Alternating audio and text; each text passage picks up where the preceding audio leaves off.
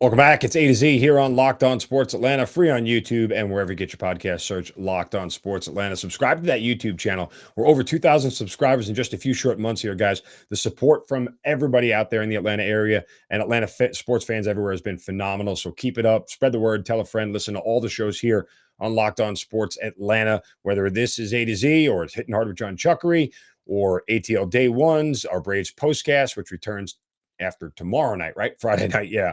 When the Braves are back in action, don't forget about Locked On Hawks and Locked On Falcons, all right here on Locked On Sports Atlanta. Follow us on Twitter at Locked On ATL.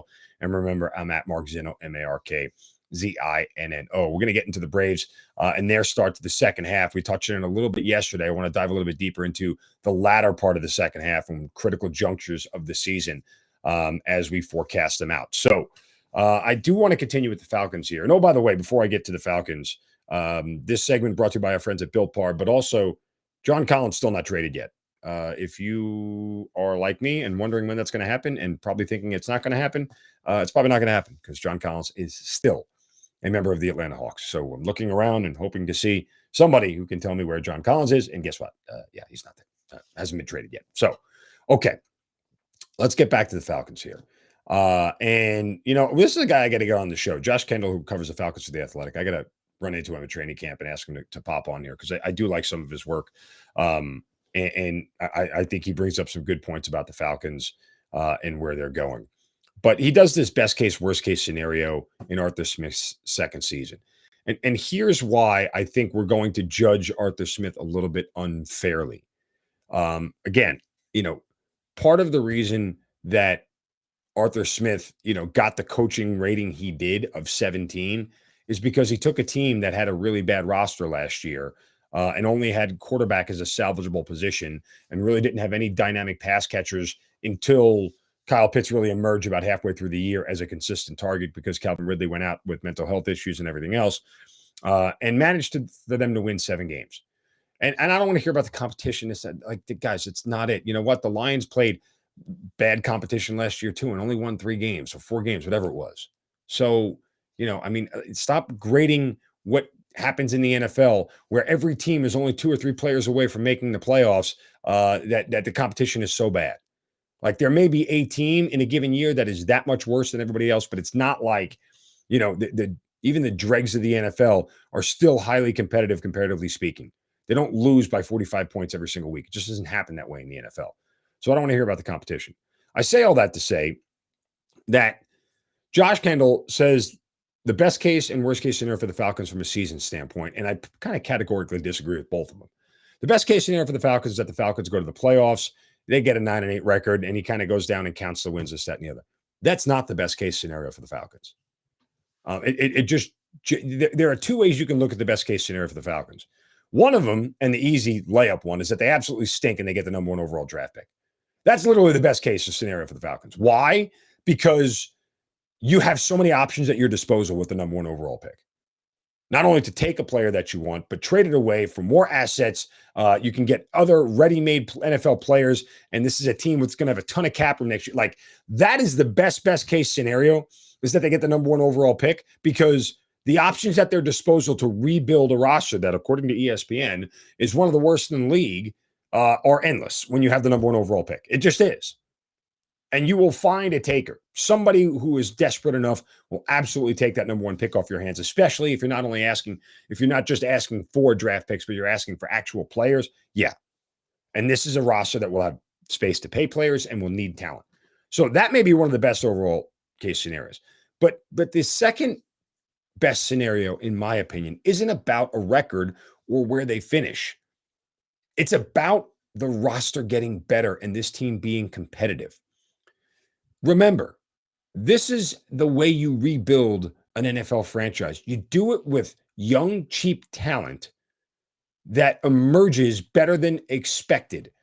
So all these guys that they signed off the scrap heap for $2 million, all these guys that they drafted and undrafted free agents, those are the guys that, quote, rise up, pun intended, and make themselves viable options on this roster are the best case scenario. Forget the wins and losses.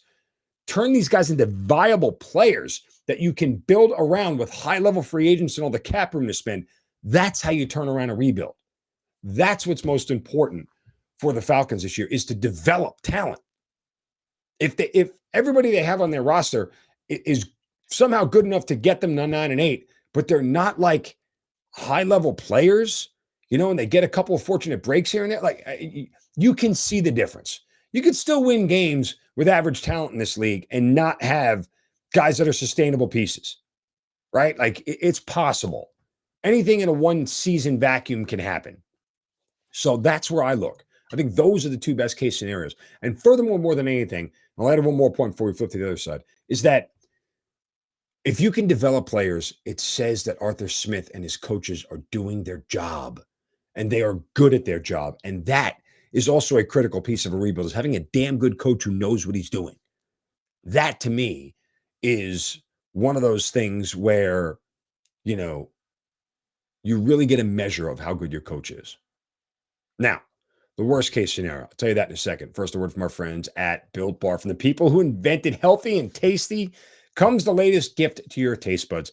You've probably tried the amazing coconut brownie chunk Built Bar already, but guess what? Your friends at Built have given you the coconut brownie chunk puffs. You guys told me about puffs before, right? The puffs are that marshmallowy protein goodness that Built has turned into a bar itself. Well, coconut brownie chunk got the puffs treatment. That's right. The Built Bar flavor you love, and deliciously chewy marshmallow covered in 100% real chocolate. It's fluffy like a cloud of coconut brownie goodness. Yum. Stop drooling and listen. These are good for you. Low calorie, low sugar, high protein, all delicious.